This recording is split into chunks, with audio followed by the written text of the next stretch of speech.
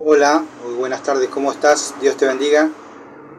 Un gusto de poder verte, escucharte o oírte, ¿no? Hoy quiero hablar sobre un tema. Vamos a hablar de un tema muy importante, ¿no? Que yo considero que es importante para vos. La pregunta que vamos a iniciar sobre este tema es: ¿qué es lo que vos tenés que buscar cuando te congregas en una iglesia? ¿Qué es lo importante que una persona tiene que buscar cuando está buscando una iglesia para congregarse? O cuando ya está en una iglesia congregándose, ¿qué es lo importante que una persona tiene que ver si hay en la iglesia donde se congrega?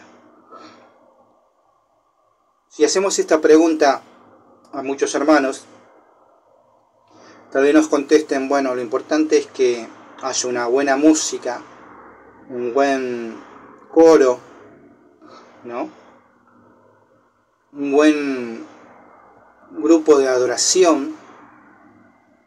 Otros dirían: bueno, lo importante en realidad es que se sienta el Espíritu Santo, de que hablen en lenguas, de que se pueda danzar, de que haya sanidades en el medio de la iglesia.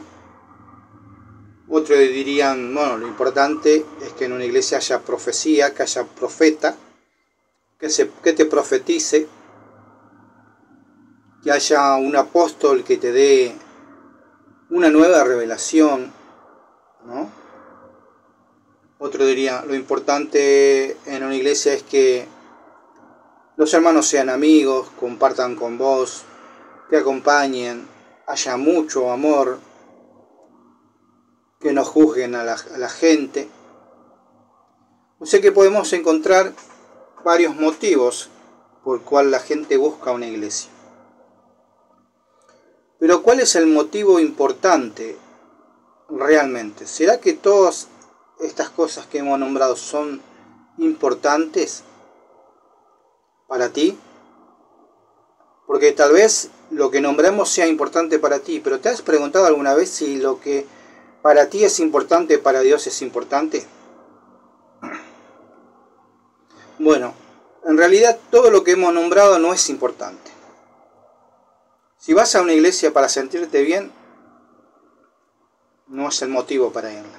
Si vas a una iglesia para sentir el fuego del Espíritu Santo, hablar en lengua, danzar, escuchar profecías, recibir sanidades, sentirte bien, salir bien, sentirte alabado, engrandecido, o escuchar muy buena música, o tener un grupo de hermanos donde vos puedas charlar, conversar, comer.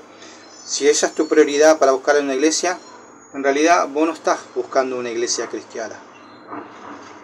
Estás buscando un club. Lo importante, ahora vamos a ver cuál es lo importante de buscar en una iglesia. Cuando San Pablo habló con Timoteo, le dice a Timoteo, podemos ver 2 Timoteo 3:15, le dice San Pablo a Timoteo que desde la niñez has sabido que las Sagradas Escrituras, las cuales te pueden dar sabiduría que te lleva a la salvación mediante la fe en Jesucristo, ¿no? San Pablo le aconseja a Timoteo de que lo importante que él ya sabía y que entendía esto de niño era que la Escritura era importante, porque la Escritura te lleva a la salvación que es en Cristo Jesús. Entonces, cuando vos vas a una iglesia, lo que tenés que buscar es que se predique y se explique la palabra de Dios. Y ustedes van a decir: bueno, pero en mi iglesia se predica la palabra de Dios. Y hay una diferencia que te quiero marcar. Una cosa es que te lean la palabra de Dios, y otra cosa es que te expliquen la palabra de Dios.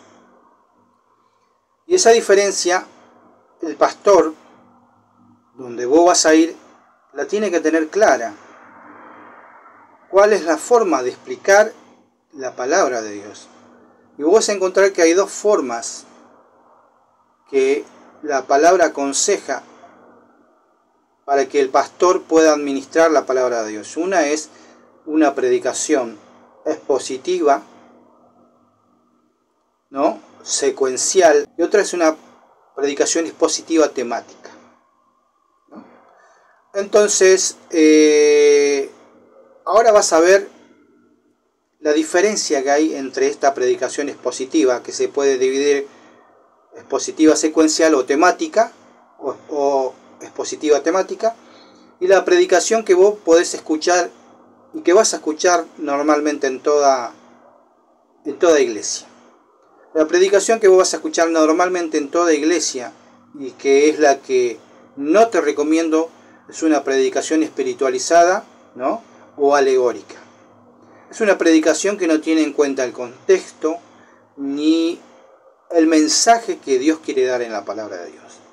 Y solo lo que busca es agradar a tu propio ego, agradarte a vos mismo, para hacerte sentir bien. Y uno dice, bueno, pero ¿no es ese el propósito de ir a la iglesia, a sentirse bien? No, no es el propósito de sentirse bien en la iglesia. La iglesia no está para agradarte a vos, la iglesia está para agradar a Cristo. Porque cuando la verdadera palabra de Dios es expuesta, el hombre termina humillándose delante de Dios. La palabra expone tu pecado, expone tu vida falsa delante de Dios y te hace reconsiderar en qué camino estás. La palabra de Dios humilla al hombre y lo pone en su lugar. Eso hace la palabra expositiva, temática o secuencial. En cambio, la predicación alegórica no busca eso.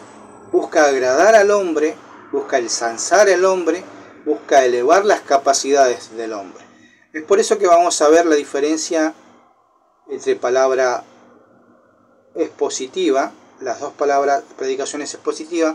El siguiente video te va a explicar qué diferencia hay y qué es lo que el pastor tiene que lograr cuando predica estas dos formas de acercarse a la Escritura. Las Sagradas Escrituras demandan una exposición rigurosa y una predicación convincente.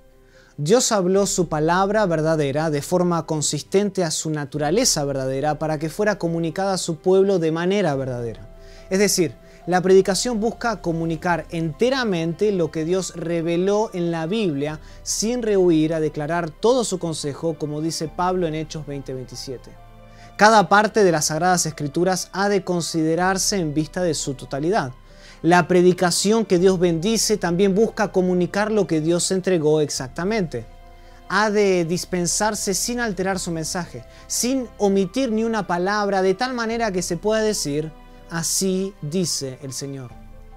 Teniendo en cuenta que la palabra de Dios es verdadera y ha de ser impartida como se ha recibido, el predicador debe interpretarla fielmente, ya sea que se exponga de manera secuencial o temática. La predicación expositiva secuencial busca comunicar el consejo de Dios consecutivamente, versículo tras versículo, mientras que la predicación expositiva temática lo hace a través de gran parte o de incluso toda la Biblia. No importa cuál sea la presentación, el acercamiento es o debería ser el mismo: proteger el tesoro de la revelación de Dios mediante la exégesis rigurosa de las Sagradas Escrituras, con el fin de predicar convincentemente bajo la autoridad de lo que Él quería que fuera proclamado.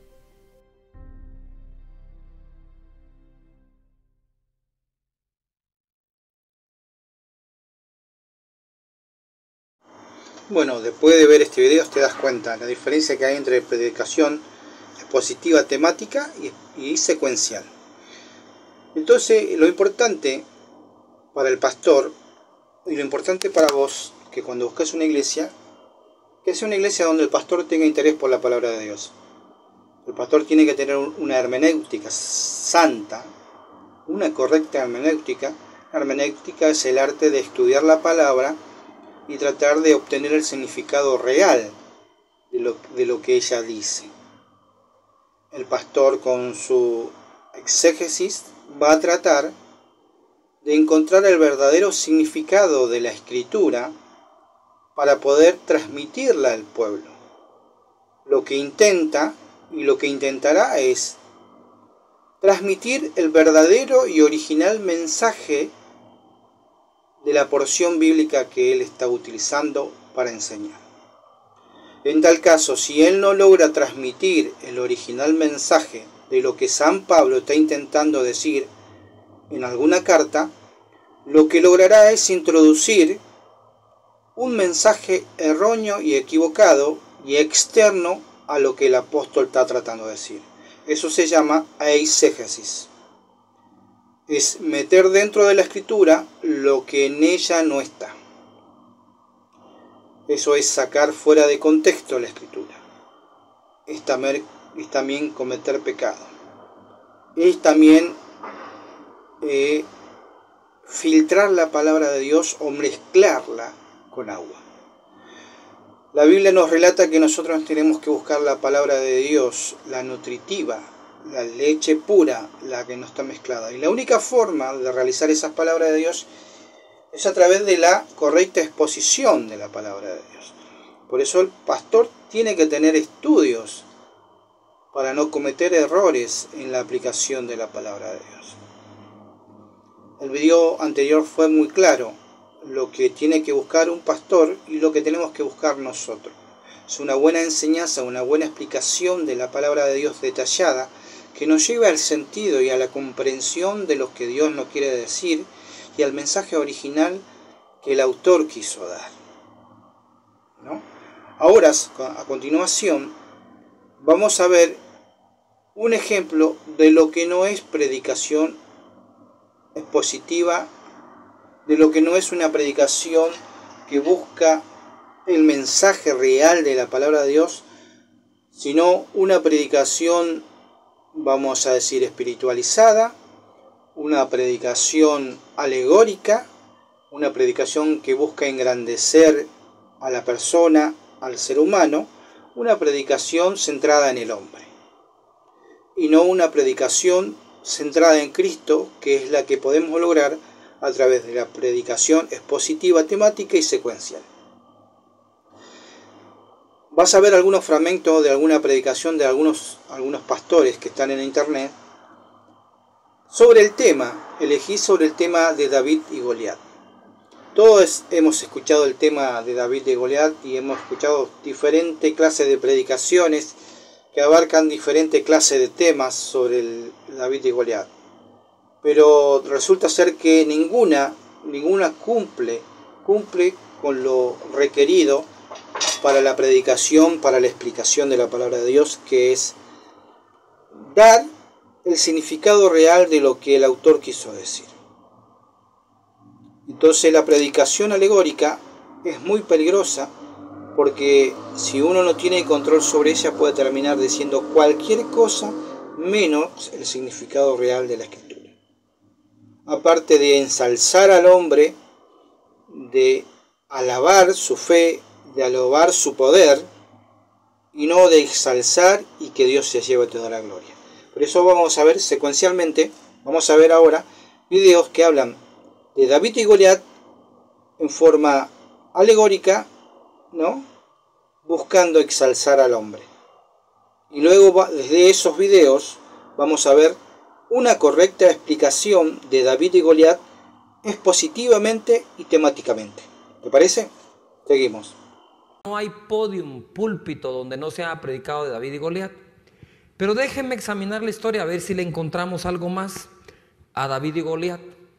Venía pues aquel filisteo por la mañana y por la tarde, así lo hizo durante 40 días, es decir, 80 veces. Usted después de oír 80 veces la misma amenaza corre el peligro de caer en temor. Lo que oímos determina lo que sentimos, pensamos y decidimos en nuestra vida. El rey Saúl escuchó a Goliat mejor que lo que algunas ovejas oyen a sus pastores. Le puso atención a la prédica de Goliat. La pregunta es la siguiente: si si hubiera sido tan cierto que Goliat podía vencer a Israel, ¿por qué no los atacó, sino que les habló durante 40 días, 2 veces diarias, 80 veces? Te tengo una noticia. Esas palabras negativas que el diablo ha puesto en tu mente, que no vas a poder, no vas a salir adelante, tu familia va a fracasar, te vas a morir temprano o joven, o va a venir la enfermedad, cualquier cosa que la voz negativa del mismo infierno te está diciendo a diario por más de una vez, lo más seguro es que no se va a cumplir. Porque si el diablo amenaza todos los días es porque él sabe que no te puede vencer, pero sí sabe que te puede hacer creer una mentira que él te está hablando. Por lo tanto, muchas de las cosas malas que estás pensando que te pueden llegar a pasar, no te van a pasar. Dios está de tu lado. Bueno, acabamos de ver una predicación de Cash Luna. En la predicación de Cash Luna habla del tema de David y Goliat, pero si ustedes se dan cuenta y miran el video, al principio que no está, él hace una introducción del problema que tuvo David con Goliat y que Goliat venía a desafiar a Israel varias veces, y él dice que bueno, fueron 80 veces donde David y Goliat escucharon la amenaza, de Goliat, Israel, y que esas 80 veces produjeron temor en el pueblo de Israel, ¿no? Y seguidamente, después que termina de decir eso, que está en la Biblia, él utiliza la espiritualización y empieza a hablar de que el temor de las malas noticias, el temor de una pérdida, el temor de un fracaso, el temor de una enfermedad, de alguna manera es aquel mensaje de Goliat que quiere hacer que vos tengas temor, y que si vos tenés temor, eso va a determinar lo que te va a pasar y cómo vas a actuar vos. De alguna manera esta es una predicación psicologizada, ¿no? Porque intenta poner tus problemas como si fuera un Goliat a quien tú tienes que vencer. Y solamente con tu fe, solamente con tu poder, solamente con tu confesión vas a poder vencer tus problemas que cada día vienen y te afligen, que cada día vienen y te postran, que cada día vienen y te recuerdan, y que solamente vos podés vencerlo. Y lo único que tenés que hacer es no escucharlo, sino confiar en Dios, porque Satanás sabe que no te puede vencer. O sea, el poder está en vos. Vos sos el héroe, el que Satanás no puede vencer. ¿Te das cuenta? Este tipo de predicaciones son predicaciones donde hay una exégesis, hay una explicación de la escritura sacada de contexto, inventada, espiritualizada, para tratar de llevarte a un lugar, y se olvida de dar el verdadero mensaje de quién es David, de quién es Goliat y de quién es Saúl. Ahora, a continuación vamos a escuchar la misma predicación de David y Goliat, pero haciendo una exposición, predicando expositivamente, explicándonos qué significa cada cosa y qué representa cada cosa. Porque cuando nosotros leemos la escritura dice que Jesús mismo dijo de que su persona, el mismo Cristo, estaba en el Antiguo Testamento. O sea que cada vez que nosotros leemos algo que ha pasado en el Antiguo Testamento, en eso que pasó podemos encontrar a Cristo. Podemos encontrar su reflejo, podemos encontrar algo que sea el antitipo, algo que anticipe lo que Cristo iba a hacer. Entonces ahora seguidamente vamos a ver el video de una correcta predicación expositiva, donde encontramos ese episodio tan súper conocido por todos nosotros, lo enseñamos a los niños de la escuela dominical pero es una de mis historias preferidas, como probablemente es muy querida por muchos de vosotros. Es una historia tan conocida que los no creyentes la conocen. Y se usa continuamente como ejemplo de aquellos casos en los que alguien con menor fuerza, con menor posibilidad de victoria, se tiene que enfrentar a alguien muy grande. Cuando un equipo de fútbol modesto de tercera división llega a la Copa del Rey y se tiene que enfrentar a un equipo grande, el comentarista sin ningún pudor dice, esto es David contra Goliat. Cuando una empresa familiar tiene que enfrentarse a la presión de las multinacionales, esto es David contra Goliat.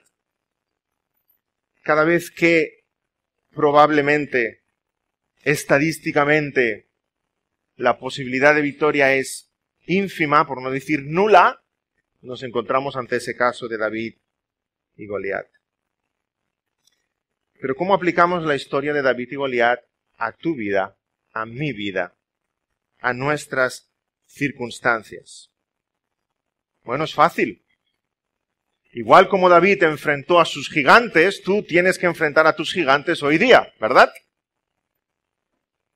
Hemos de atacar a nuestros gigantes. ¿Qué es aquello que te da miedo? ¿Qué es aquello que te da temor? ¿Qué es aquello que te asusta? ¿Cuán fuertes son tus gigantes? Por muy feos que sean, por muy grandes que sean, por muy altos que sean, por muy armados que sean, puedes vencer a tus gigantes. Es que incluso podríamos salir con un mantra evangélico de aquí, ¿verdad? Venga, adelante, ves y mata a tu gigante. Y ya está, se acabó el sermón de hoy. Y tú entonces estarás pensando, yo me he equivocado de iglesia. Porque si ahí llegamos con la historia de David y Goliat, ¡qué pena! ¡Qué pena, hermanos! ¡Qué pena! ¿Dónde está Cristo? ¿Dónde está Cristo? Tú eres como David, tú eres fuerte como David, valiente como David, sal adelante a pesar de las circunstancias. ¿Dónde está Cristo? No. Puede que fuera un buen sermón, pero no sería un sermón cristiano. Es un sermón cristiano si Cristo es la esencia, si Cristo es el protagonista, si Cristo de principio a final es admirado, alabado, glorificado, exaltado. Entonces sí, es un sermón cristiano. Un sermón cristiano es lo que queremos en nuestras iglesias, no simple moralismo. Sé fuerte y valiente como David, sé paciente como Job, sé osado como Josué, sé obediente como Noé. Todo el Antiguo Testamento nos habla de las virtudes del Señor Jesucristo, y es ahí donde tenemos que admirar la grandeza de nuestro Señor. Todo el Antiguo Testamento habla de Cristo. También la historia de David y Goliat. Los hombres de Israel se juntaron y acamparon en el valle de Ela. Y se pusieron en orden de batalla contra los filisteos, y los filisteos estaban sobre un monte a un lado, e Israel estaba sobre otro monte al otro lado, y el valle entre ellos. Salió entonces del campamento de los filisteos un paladín, el cual se llamaba Goliat de Gat, y tenía de altura 6 codos y 1 palmo, y traía un casco de bronce en su cabeza, y llevaba una cota de malla, y era el peso de la cota 5000 siclos de bronce. Sobre sus piernas traía grebas de bronce y jabalina de bronce entre sus hombros. El asta de su lanza era como un rodillo de telar. Y tenía el hierro de su lanza 600 siclos de hierro. E iba su escudero delante de él. Y se paró y dio voces a los escuadrones de Israel, diciéndoles, ¿para qué os habéis puesto en orden de batalla? ¿No soy yo el filisteo, vosotros los siervos de Saúl? Escoged entre vosotros un hombre que venga a mí. Si él pudiere pelear conmigo y me venciere, nosotros seremos vuestros siervos. Y si yo pudiere más que él y lo venciere, vosotros seréis nuestros siervos. No es por nada que el libro de Samuel nos describe la grandeza de este gigante. Luego va a tener mucho más sentido la gran victoria que estamos a punto de presenciar. Era costumbre en aquel entonces que se presentara un soldado de un ejército y tuviera que luchar contra un soldado, un representante del otro ejército, de manera que el vencedor era el que vencía la batalla. Se ahorraba un gran derramamiento de sangre, ¿verdad? y el que había sido derrotado era esclavo, era siervo del otro pueblo. ¿Cómo alguien puede vencer a alguien tan protegido, tan cubierto? Estaba acorazado. Se nos dice también que Goliat era tremendamente fuerte. Hemos visto ahí el detalle gigante, grande, bien armado, bien protegido, tremendamente fuerte y además sabemos que era muy experto. Goliat debía dar mucho miedo porque salió a ese valle y pronunció estas palabras que acabamos de leer, lo dijo durante 40 días retando al ejército de Israel y se nos dice que estaban todos escondidos. Saúl estaba preocupado en su tienda, atemorizado en su tienda. Y puede que estés pensando, ¿y a mí qué? Ya no hay Goliat hoy día, ¿verdad? Puede que tú seas muy valiente y hayas pasado muchas cosas en tu vida. Puede que seas muy experto y hayas pasado grandes problemas en tu vida, pero te aseguro que tienes que enfrentar a un Goliat. Y no te atreves. La mismísima muerte. Cuando alguien nos habla de la muerte, nos ponemos a temblar. La peor noticia que uno quiere escuchar cuando le hacen un chequeo médico es ponerse al otro lado del escritorio frente al médico y el médico le diga, caballero, señora, creo que le ha llegado el momento de enfrentar a la muerte. Nos ponemos a temblar, nos queremos esconder en nuestra cabaña, porque ¿quién puede vencer a ese enemigo? ¿Quién puede enfrentarse a ese enemigo? Igual que Goliat, la muerte es un gigante que da miedo. Es un gigante que da miedo. De en medio de todos los soldados de Satanás, Satanás presenta a su paladín, la muerte. ¿Quién se atreve con este? De en medio de los ejércitos de Jehová tiene que salir uno que le plante cara. Dice, gracias a Dios es nuestro Señor Jesucristo. Satanás presenta a su paladín, el más feo, el más terrible, la muerte. La muerte. Eso sí es terrible, tan fuerte, tan bien armada, tan poderosa. No ha perdido un solo combate. No ha perdido un solo combate. ¿Cómo me voy a enfrentar con la muerte? Al igual que Goliat, la muerte es un soldado invencible. ¿Quién le va a plantar cara? Nunca ha sido derrotado. Los hombres más fuertes de la historia se han enfrentado con la muerte y han sido derrotados. ¿Dónde está Atila? ¿Dónde está Napoleón? ¿Dónde está Alejandro? Los grandes estrategas no pudieron burlar la muerte, no pudieron huir de la muerte. Fueron alcanzados, fueron derrotados. Igual que Goliat, la muerte es un gigante experto. Goliat desde jovencito andaba de batalla en batalla y no había perdido un combate. La muerte desde el mismísimo Génesis, cuando Caín golpea la cabeza de Abel, desde ahí la muerte está venciendo todos los combates. No ha perdido ni uno. Es poderosa. Y han muerto Adán, y ha muerto Abraham, y ha muerto Noé, y ha muerto Sansón.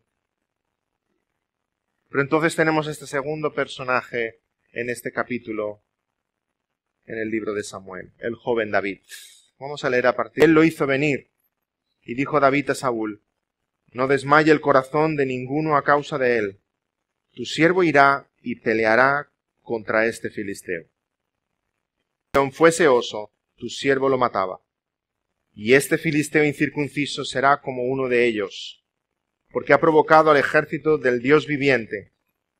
Añadió David, Jehová, que me ha librado de las garras del león y de las garras del oso, él también me librará de la mano de este filisteo. Y dijo Saúl a David, ve, y Jehová esté contigo. Hasta aquí la descripción que vemos de David. Goliat cada día, dice, mañana y tarde se levantaba y lanzaba este reto al pueblo de Israel. Venga uno de vosotros a pelear conmigo. Había hombres valientes en Israel, pero no tanto. Había hombres expertos en la batalla, pero no tanto. Aquel era un reto demasiado grande. Estaban asustados. Saúl, el rey, era el que se esperaba que estuviera al frente, ¿verdad? ¿Y dónde estaba Saúl? En su cabaña. Asustado, preocupado, no sabía qué hacer con esta situación. Entonces viene el joven David y asegura que va a vencer, que igual como un oso o un león le ha robado alguna vez una oveja y ha ido detrás de ese animal para matarlo, del mismo modo, ahora acabará con este filisteo. Gracias a Dios por la valentía de David. Gracias a Dios por la valentía del Señor Jesucristo, nuestro David. Ay, sí, a ti te gustaría en esta historia compararte con David y salir a matar tus gigantes, pero tú y yo somos Saúl. Asustados, nos tiemblan las rodillas y estamos escondidos en esa cabaña. Tú y yo somos uno de los hermanos de David, que David viene a hacer el bien y aún así andamos con reproches y con insultos hacia él. Eso somos tú y yo en esta historia. Gracias a Dios que nuestro David vino a vencer una batalla que era nuestra.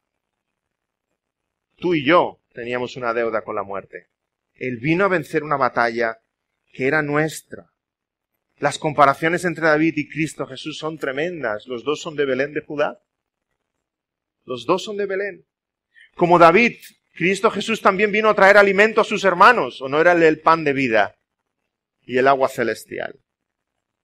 Como David, Jesús no fue recibido por los suyos. ¿Vemos el recibimiento que tuvo David de entre sus hermanos? ¿A qué has venido tú? Ya, porque sabemos que eres un morboso. Has venido aquí a ver la batalla, a ver el espectáculo. Jesús no fue recibido por los suyos. A lo suyo vino y los suyos no le recibieron. Como David, Jesús no buscó gloria humana. Aquel que venciera a Goliat había grandes premios. Libre de impuestos, casarse con la hija del rey. Caramba, para muchos sería una motivación, ¿verdad? Bueno, pues voy a arriesgar la vida por una vida mejor. ¿Qué es lo que motiva a David? La gloria de Jehová. ¿Este gigante está retando a los ejércitos del Dios vivo? ¿Y nadie le está callando la boca? Eso es lo que mueve a David, la gloria de Dios. Del mismo modo, Cristo Jesús vino no a buscar gloria humana de ningún tipo, vino movido por la gloria del Padre para vencer a la muerte. Como David, Jesús también protegió a su rebaño. El buen pastor vino a cuidar de sus ovejas. Del mismo modo, David ahora siente que sus ovejas son el pueblo de Israel. Está comparando a Israel con las ovejas. Él mismo, hemos oído lo que le dice a Saúl. De la misma manera que un lobo o un león o cualquier animal me roba una oveja y yo voy a matarlo, ahora voy a matar a este filisteo como una de esas bestias que amenaza a las ovejas que yo estoy cuidando. David está haciendo del verdadero pastor de sus ovejas, protegiéndolas de las amenazas del enemigo. Como David, el Señor Jesucristo se ofreció voluntariamente. Voluntariamente. Es increíble pensar que en esta historia el único que no tenía por qué salir a luchar contra Goliat es David. Todos los demás personajes están obligados a ello. Son soldados de Israel. Se supone que debieran dar un paso al frente y luchar contra el filisteo. El único que no está obligado es David. David deja la casa de su padre y viene a luchar una batalla que no era suya. Ahí tenemos al Señor Jesucristo. Deja la casa de su padre y viene donde nosotros para luchar una batalla que no era suya. Él no tenía nada contra la muerte. Era nuestra deuda, era nuestro pecado la que nos lleva a la condenación eterna y merecemos la muerte. Pero Cristo Jesús no. Se ofreció voluntariamente, estando en la casa del Padre, le dijo al Padre, Padre, yo iré y venceré y derrotaré y la victoria y la gloria será tuya. Cristo Jesús, nuestro David, nuestro Salvador.